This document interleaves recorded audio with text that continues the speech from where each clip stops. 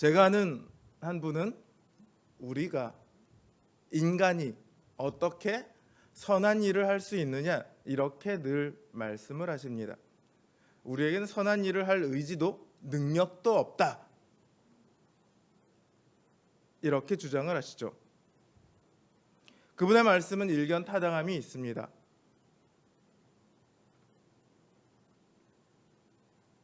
우리는 바울의 말처럼 죄에 대해서 죽었고 하나님에 대해 다시 살아난 사람들입니다. 우리는 죄에 대해 자유하죠. 그럼에도 우리 안에 여전히 죄의 법이 남아 있습니다. 우리 안에 있는 탐욕이 우리를 붙들어 죄로 인도합니다. 하나님의 뜻대로 살아가는 것을 방해합니다. 그래서 우리는 신앙생활을 하는 것 자체가 너무도 고되고 고단할 수밖에 없습니다.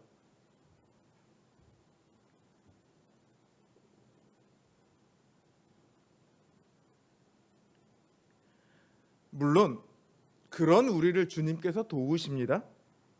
그래서 우리에게 남아있는 그 죄의 문제가 더 이상 우리의 발목을 잡지 못하도록 하십니다.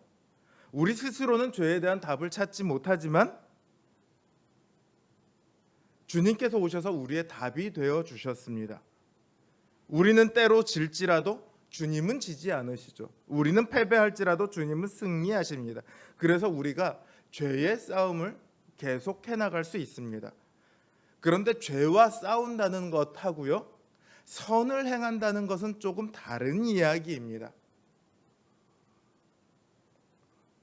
하나님께서 인간을 창조하실 때요, 너는 죄를 짓지 마라 이렇게 명령하셨습니까? 그게 아니었죠. 하나님께서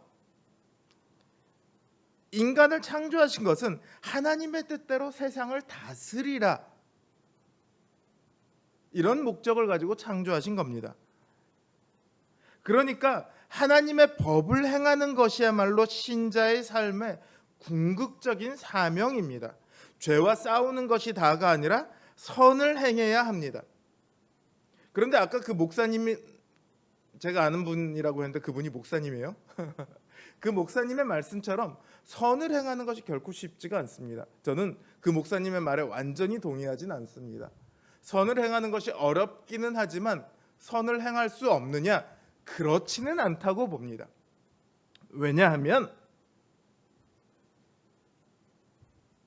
오늘 본문이 말하는 것처럼 우리에게는 새로운 법이 주어졌기 때문입니다.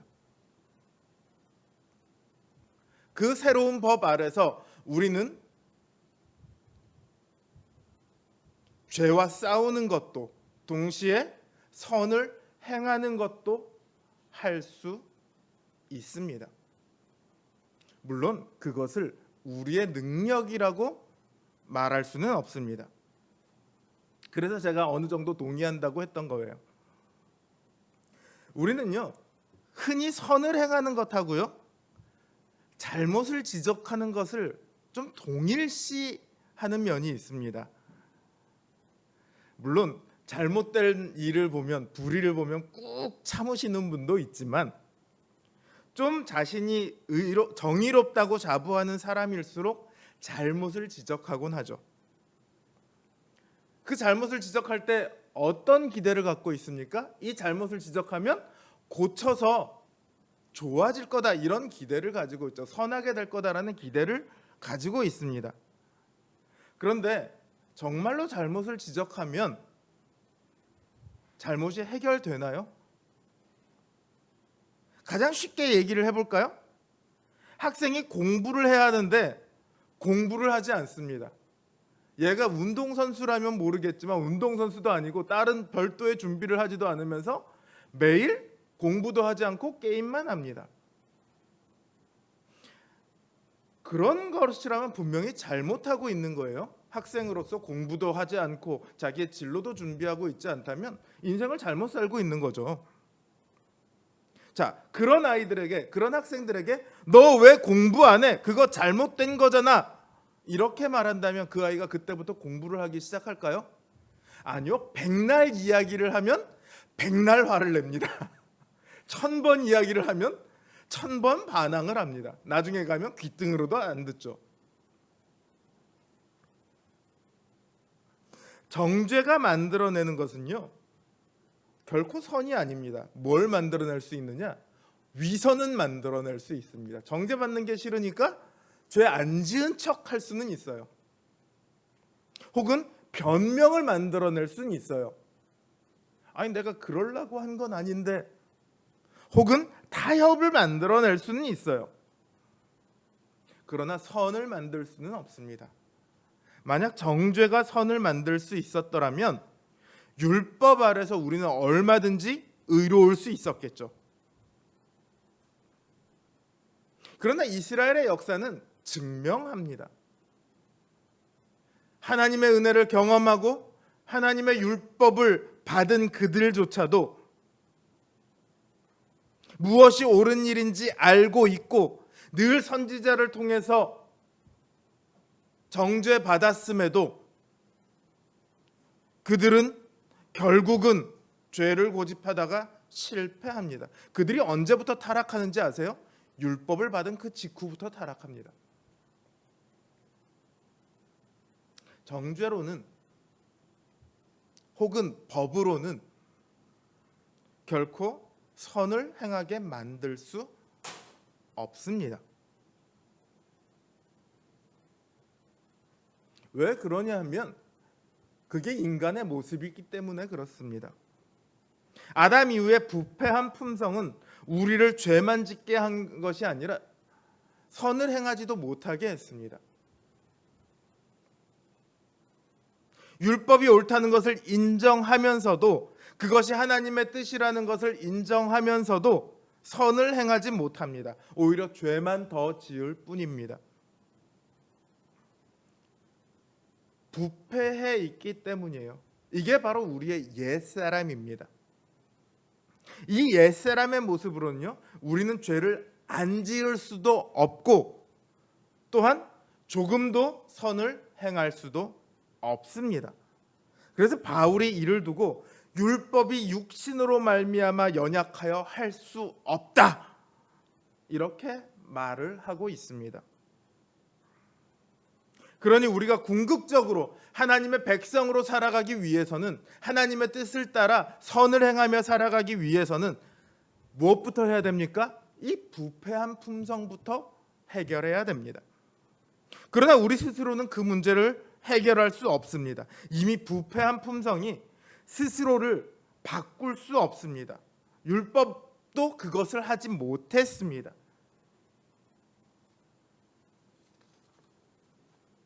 이런 인간의 상태는 마치 스스로는 도저히 올라가지 못할 깊은 구덩이에 빠진 그런 처지와도 같습니다.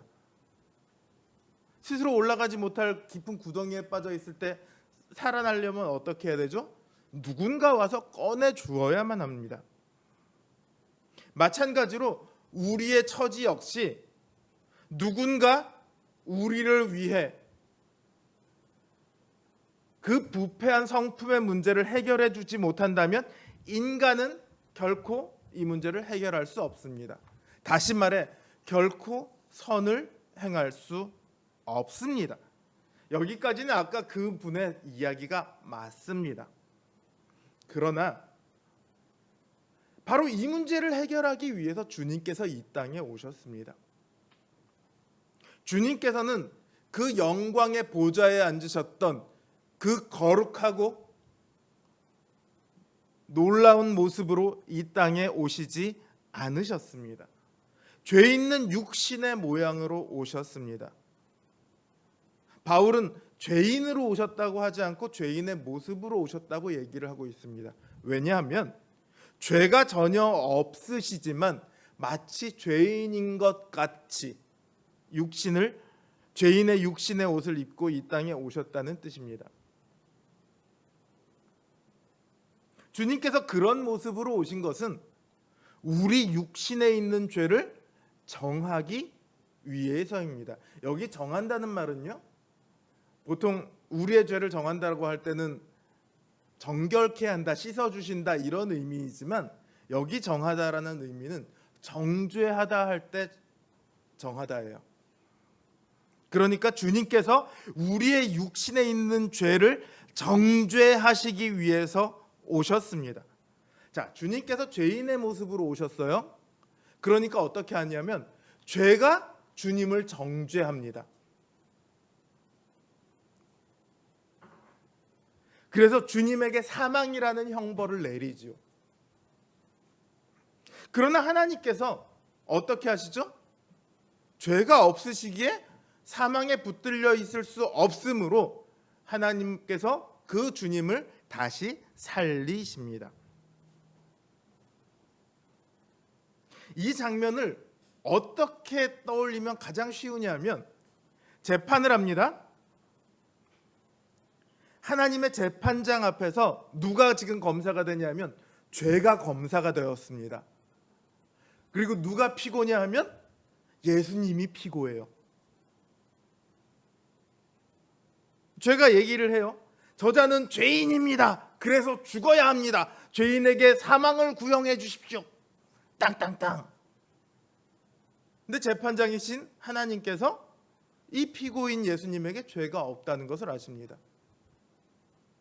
그래서 그 사망을 받아들이지 않으시는 거죠. 이게 재판장의 모습으로 그렇지만 실제 역사 속에서 어떻게 일어납니까? 죄는 예수님을 죽였고 하나님께서는 예수님을 그 사망에서 풀어 다시 살리셨습니다.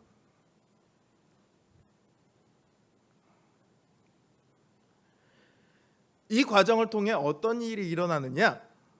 무죄한 사람을 죄 있다고 한 그 죄에 대해 하나님께서 오히려 유죄를 선포해 버리십니다. 예수님에게 죄가 있다는 것이 아니라 죄 너에게 죄가 있다고 그렇게 말씀하십니다. 주님께서는 죄인의 정죄를 받으셨지만 이 과정을 통해서 오히려 우리 육신에 있는 그 죄를 반대로 정죄해 버리셨습니다. 우리를 올가매고 있는 그 죄에 대해서 유죄 선고를 내리셨고 우리 위에 왕노릇하던 사망을 죽여버리셨습니다. 죄가 원래 우리에게 뭐하고 있었다고? 우리를 정죄하던 그 죄예요. 그 다음에 사망으로 우리를 올가매던 그 사망이에요. 근데 예수님께서 그 죄를 반대로 정죄해버리시고 그 사망을 반대로 죽여버리세요. 오셔서. 이게 바로 십자가에서 죽으시고 부활하심의 의미입니다.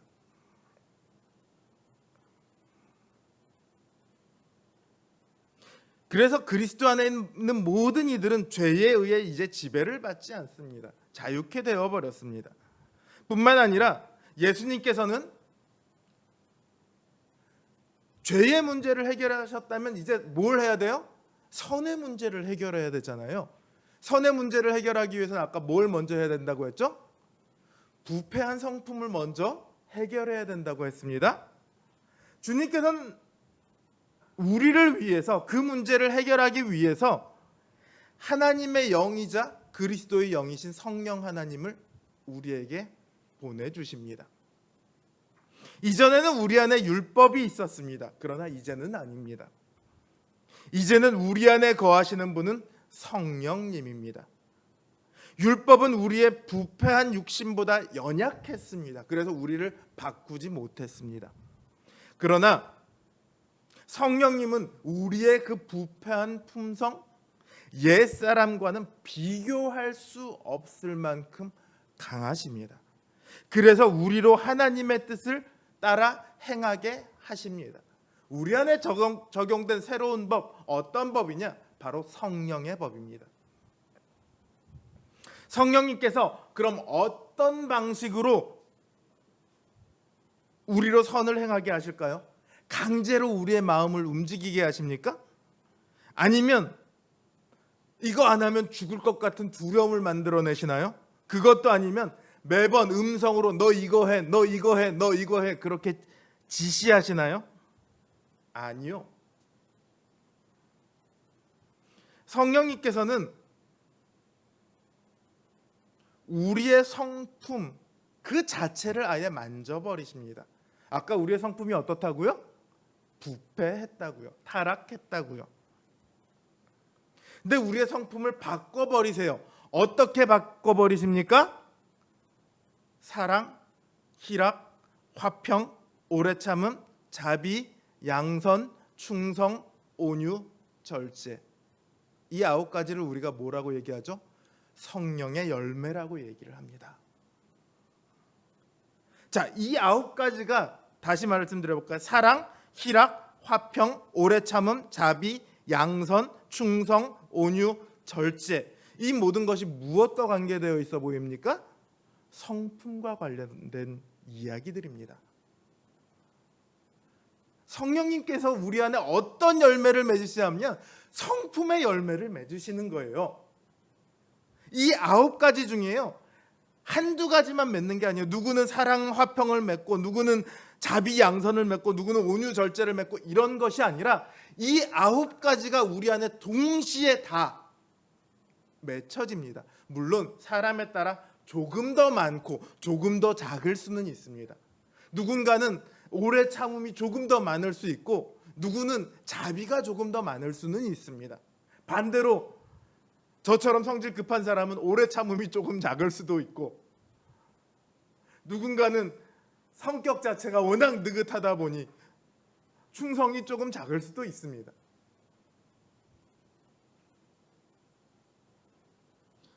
그러나 중요한 것은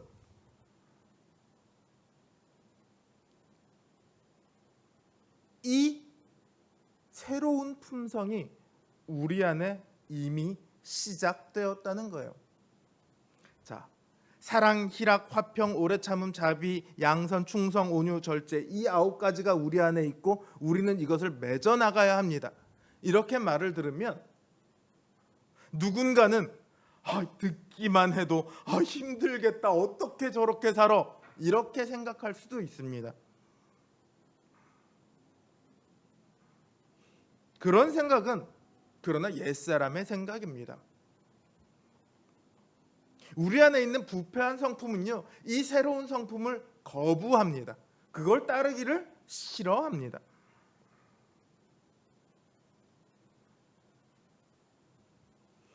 이 새로운 성품들은 딱 봐도 어떻습니까? 선합니다. 누가 봐도 선합니다.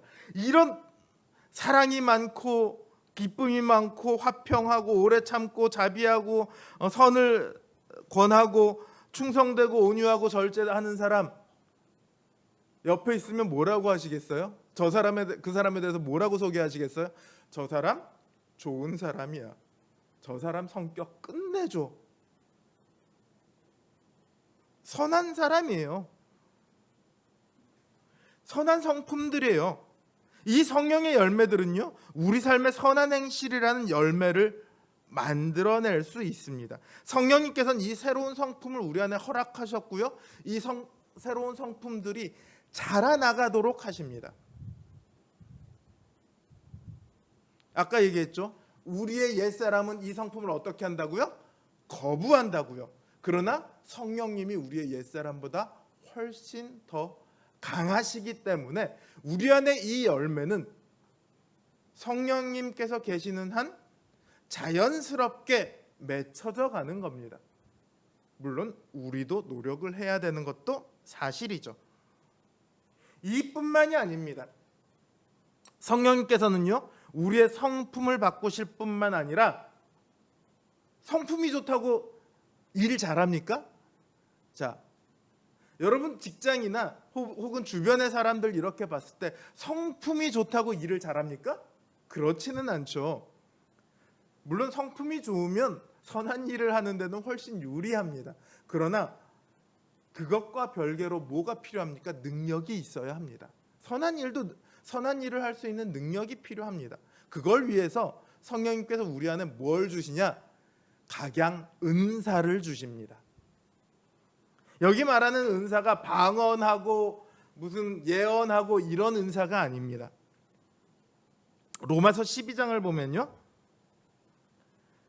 하나님의 선하시고 기뻐하시고 온전한 뜻이 무엇인지를 분별하도록 하라, 이렇게 말한 다음에 은사에 대한 이야기가 쭉 나옵니다. 근데 그 은사들이 다 뭐냐 하면 우리가 일반적으로 행할 수 있는 은사들이에요. 남을 돕는 것, 남을 가르치는 것, 남을 섬기는 것, 이런 은사들이에요.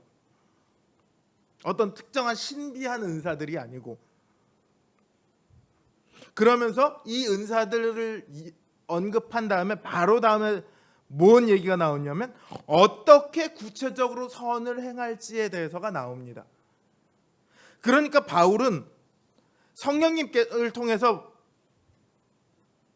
우리가 어떻게 선을 행할 수 있는가를 이야기하냐면 성령님께서 우리에게 선을 행할 수 있도록 각양 은사를 주시고요.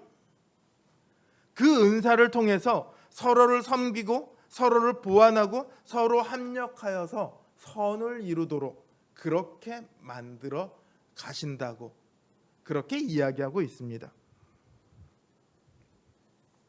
뿐만이 아닙니다. 우리가 선을 행하다가 지치지 않도록 확신을 주십니다. 성품을 바꾸시고요. 은사를 주시고요. 우리가 그 성품과 은사를 통해서 선한 일을 하다가 지치지 않도록 뭘 주신다고요? 확신을 주신다고요. 우리가 신자가 되었다고 해서 선만 행할 수 있습니까? 그렇지 않아요. 우리에게는 여전히 뭐가 남아있어요? 죄가 남아있어요. 죄의 법이 여전히 살아있어요. 바울이 계속해서 육신과 영으로 나누어서 이야기하고 있는데 이게 육신은 악하고 영은 선하다 이런 얘기가 아니고 여기서 말하는 육신은요 옛사람의 굴레예요. 자, 예수님께서 신자의 궁극적인 모습을 어디서 보여주시냐면 변화산에서 보여주세요. 그야말로 영광의 광채가 나는 새하얀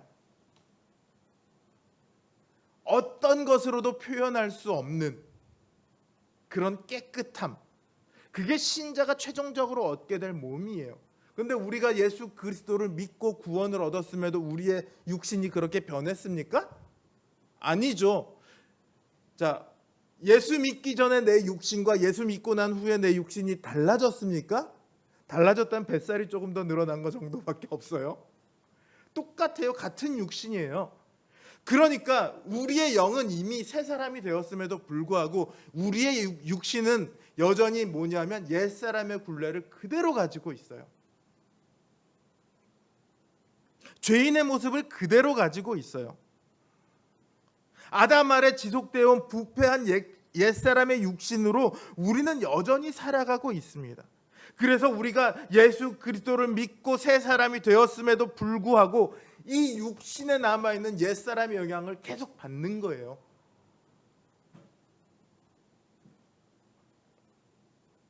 그러니 우리가 성령님의 인도를 따라 거룩한 하나님 나라의 삶을 꿈꾸면서도 여전히 옛사람의 영향 아래에서 죄를 선행보다 더 좋아하는 이런 이중적인 모습을 보이게 됩니다.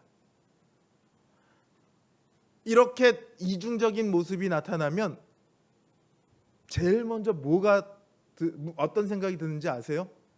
나는 정말 구원받은 사람일까? 이 의심이 가장 먼저 듭니다.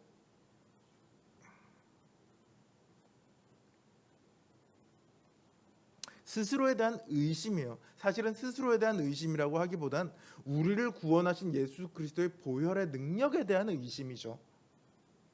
예수 그리스도께서는 난 네가 앞으로도 죄 지을 거 알아. 그러나 내가 너를 구원했어. 이렇게 말씀하시는데 우리는 우리 안에 죄가 있기 때문에 여전히 죄가 남아있기 때문에 의심을 하거든요. 그러다 보니까 계속 의심하면 어떻게 돼요? 지쳐요. 포기하게 돼요. 그러나 성령님께서는 우리 안에 굳건한 확신을 주십니다.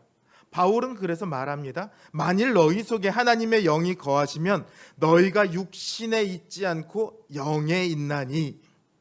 더 이상 육신의 굴레에 갇혀 있지 않다는 거예요.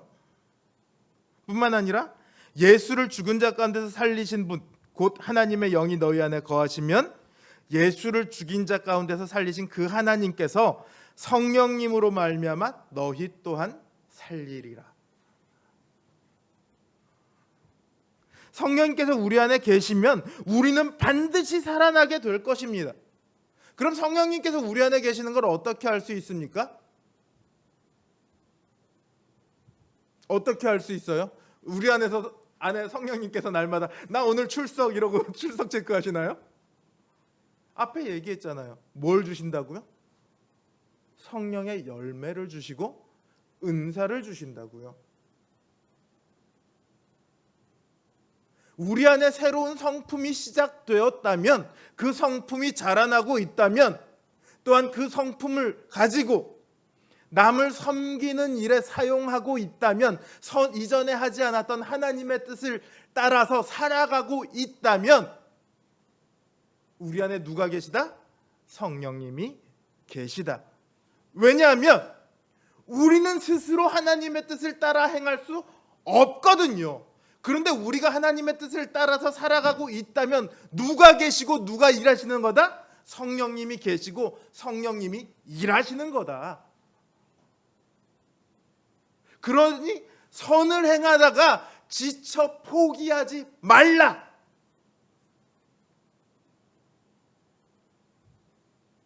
이렇게 성령님께서 확신을 주시는 거예요.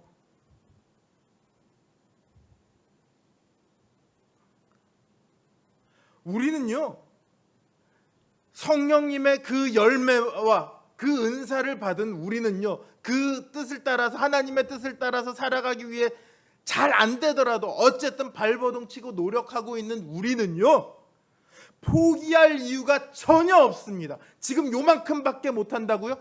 요만큼을 했다는 것이 증거예요. 그러니까 요만큼을 했으면 결코 포기하지 말라는 거예요. 요만큼도 못했다면 처음부터 다시 시작해야 됩니다. 예수 그리스도를 믿는 일부터 시작해야 합니다. 그러나 그게 아니라 이만큼이 시작되었다면 이미 믿음이 시작되었고 성령님이 우리 안에서 역사하시기 시작했다는 말입니다. 우리가 더 이상 죄의 법 아래 있지 않고 어디에 있다? 생명의 성령의 법 아래 있다. 그런 우리에게는 예수 그리스도께서 궁극적으로 가지신 그 영광된 생명의 면류관이 확증되어 있다는 거예요.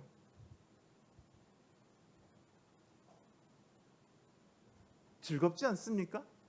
선을 행하는 일은 아주 때때로 우리에게 많은 것을 요구합니다. 쉽지 않습니다. 그러나 요만큼의 선을 행한 것으로 그 결과가 뭐가 주어져요? 영광의 면류관이 지어진다고요. 뭐 비트코인이 한때 8천만 원까지 올라갔는데 이거 처음에 얼마였냐면 몇 센트도 안 했거든요. 몇 원도 안 했어요. 아는 사람들은 나중에 가서 후회하죠. 내가 그 몇 센트 할 때 사놨으면 돈을 얼마를 벌었을 거야. 왜냐하면 너무 뻥튀기가 많이 됐으니까. 그렇죠? 천만 배 이상 뻥튀기가 됐으니까. 우와, 엄청나다. 그런데 우리가 받을 걸 생각해 보십시오. 비트코인은 비교도 안 돼요. 이만큼을 했는데 이것과는 8천만 배는 비교도 못하죠. 억배, 조배, 경배를 넘어가야 할 그만큼의 보상이 우리에게 약속되어 있다고요. 우리가 그런 법 아래 살아가요. 우리가 한 거 아니에요. 성령님께서 하셨고요. 성령님께서 바꾸셨고요. 성령님께서 능력을 주셨고요. 성령님께서 포기하지 않게 하셨어요. 끝까지 가게 만들어 주셨어요. 그리고 성령님께서 우리를 다시 살리실 거예요. 신나지 않습니까? 우리의 능력으로 한 게 아니고 성령님께서 하셨어요. 전적으로. 근데 그 보상은 누가 가져요? 우리가 가져요.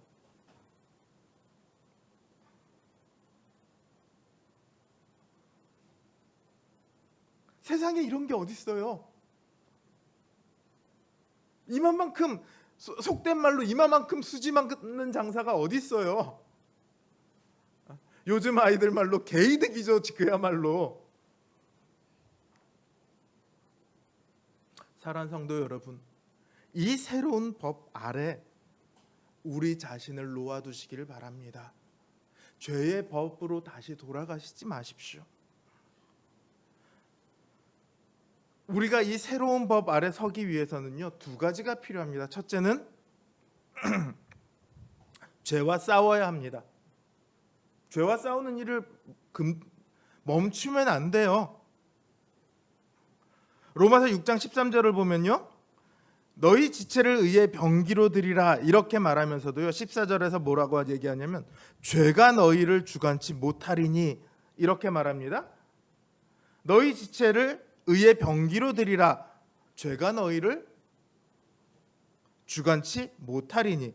뒤집어서 얘기하면요, 죄가 우리를 주관하면 우리의 인생이 하나님의 의의 병기가 안 된다는 말이에요. 오늘 본문 8절에서도 보면 육신에 있는 자들은 하나님을 기쁘시게 할 수 없느니라. 7절도 보세요. 육신의 생각은 하나님과 원수가 되나니 이는 하나님의 법에 굴복치 아니할 뿐 아니라 할 수도 없음이라. 이놈이 아직 우리 안에 빳빳하게 살아 있어요. 우리가 그 옷을 입고 있어요. 그러니까 툭하면 우리 안에 고개를 쳐든다고요. 그때마다 이거를 회초리질을 해서 채찍질을 해서 대가리를 숙이게 만들어야 돼요. 고개도 못 들게 해야 됩니다. 그러지 않으면 우리는 하나님과 원수가 되는 거예요. 죄와 싸워야 합니다. 두 번째로는 성령님의 인도를 따라 살아가야 합니다. 이게 성령님 제가 무엇을 할까요? 뭐 이렇게 기도하고 응답을 듣고 움직이라는 말이 아니에요. 성령님께서는 이런 특별한 방식 외에 일상적으로 늘 우리를 인도하십니다. 어떻게 해요? 하나님 말씀을 우리에게 주셔서 하나님 뜻을 알게 하시고 우리의 성품을 바꾸시고 우리에게 필요한 은사를 주시고 확신을 주셔서 그 선한 일들을 행하도록 하십니다. 그러니 죄와 싸우고 성령님의 뜻을 따라가야 합니다. 내 뜻이 성령님의 뜻과 맞지 않다? 누구를 꺾어야 됩니까? 내 뜻을 꺾어야죠.